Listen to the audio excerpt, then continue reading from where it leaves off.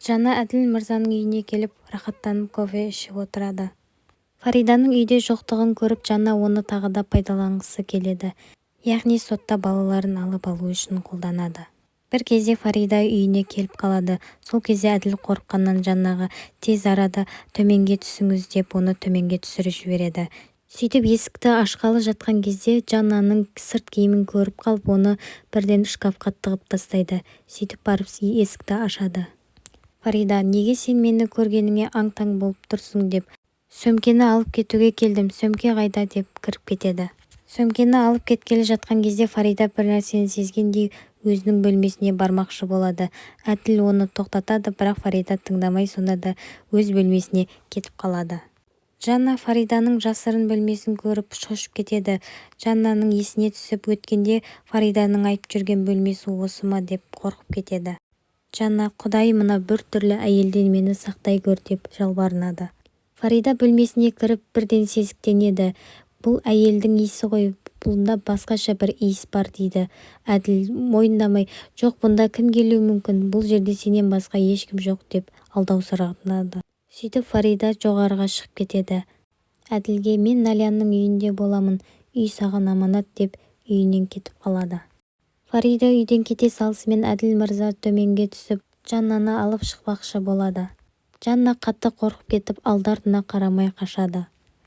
Седат пен Хайри жолда тоқтап қарындары ашып тамақтанып алмақшы болады. Седат Хайридің тамағын жақтырмай өзінше менсінбей жемей тұрады. Хайри Седатқа, сен бұл тамақтың дәмін білмейсің ғой, кәне жеп көрсеңші дейді. Сөйтіп Седат жеп көріп, тамақты ұнатып қалады. Фарида ханым Налянның үйіне келіп әлгі тестті жасатпақшы болады. Сөйтіп оған, сен тест жасап көрсеңші деп ұсыныс жасайды.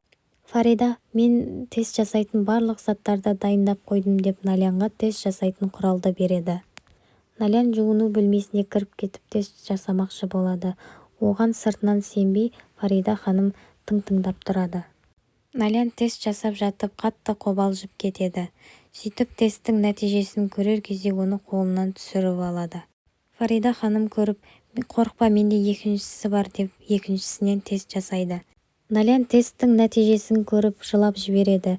Апа, мен жүкті екенмін деп қуаныштан жылап жібереді. Хайри мен Седат айдалаға келеді. Өздерінің діттеген жерлеріне келіп тоқтайды. Седат, біз осы жерде тұрамыз ба деп қатты қорқып кетеді. Хайри Седатқа, сені мұнда ешкім іздеп келмейді, ешкім сенің мазаңды да алмайды дейді. Сөйтіп кішкентай үйден бір адам оларды екеуін қарсы алып алады. Хайри өлместің күнін кешіп Седаттың бар жағдайын жасауға кіріседі.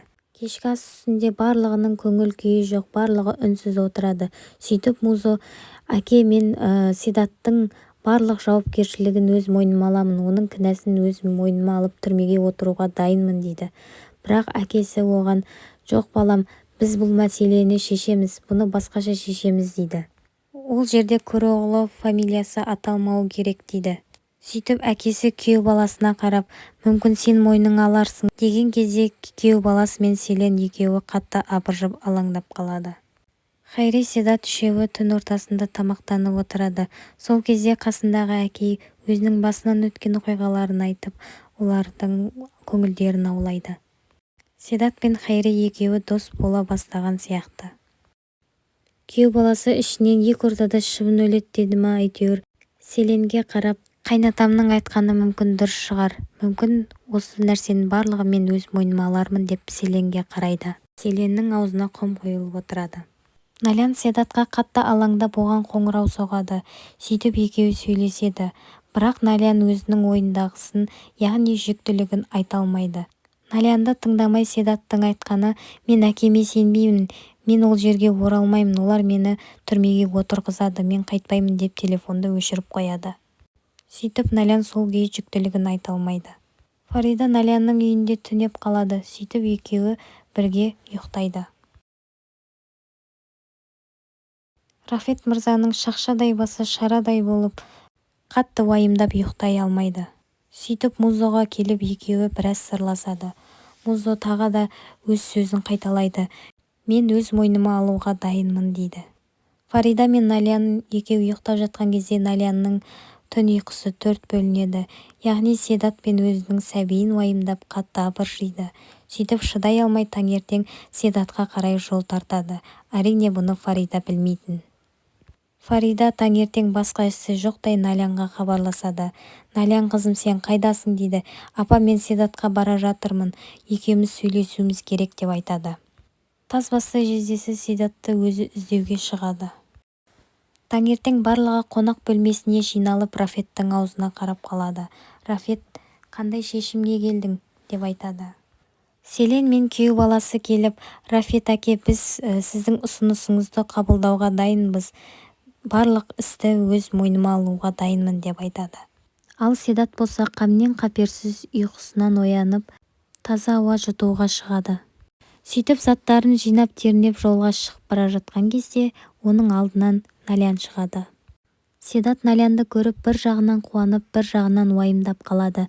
Налян келіп Седатқа барлығын айтпақшы болады. Сен бізді қалай тастамақшысың, сен қалай кетіп қалмақшысың дейді. Біз үшеуміз бірге болуымыз керек деп Налян Седаттың қолын ішіне қояды. Седат өз көзіне өзі сенбей сасқалақтап қалады.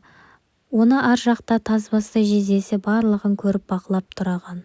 Седат, енді сен әке болғалы жатырсың, сен бізді тастап қайда қашып бара жатырсың дейді. Седат қатты қуанып жан-жағына мен әке болайын деп жатырмын, мен әке болайын деп жатырмын дейді. Сөйтіп Налянды құшақтайды.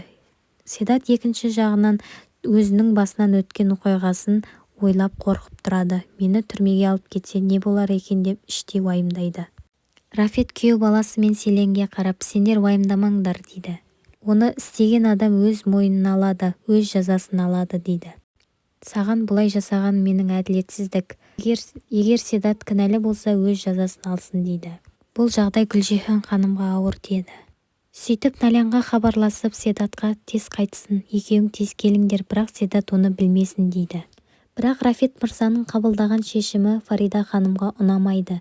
Себебі ол өз абыройын ойлайды. Апасы Налянға тыныштық бермей хабарласып, екеуің қайда жүрсіңдер, тез арада үйге қайтыңдар дейді. Бірақ Налян сырттай білдірмей өтірік күле салады. Сөйтіп Налян мен Фарида екеуі жолға шығады. Бірақ Налян мен Хайри екеуі бір көлікте болады. Хайри бұндай шансты жібермей Налянға өзінің неше түрлі жылы сөздерін айтып, оның басын айналдырады. Налянның көңілі біраз көтеріліп қалады. Оны көріп Хайри мәз. Налян келе салысымен Фарида ханым оны әбден сұрақтың астына алады. Бірақ одан бұрын Фаридаға Налянның жүктілігі маңызды болатын. Қу түлкі жанына тағы да Әділ мырзаға келіп, мен ертең балаларымды алатын болдым, сізге көп рахмет деп алғысын білдіреді. Фарида Налянды гинекологқа тексеруге алып келеді. Налянның есіне бұрынғы өткені түсіп кетіп қатты мұңға батып кетеді.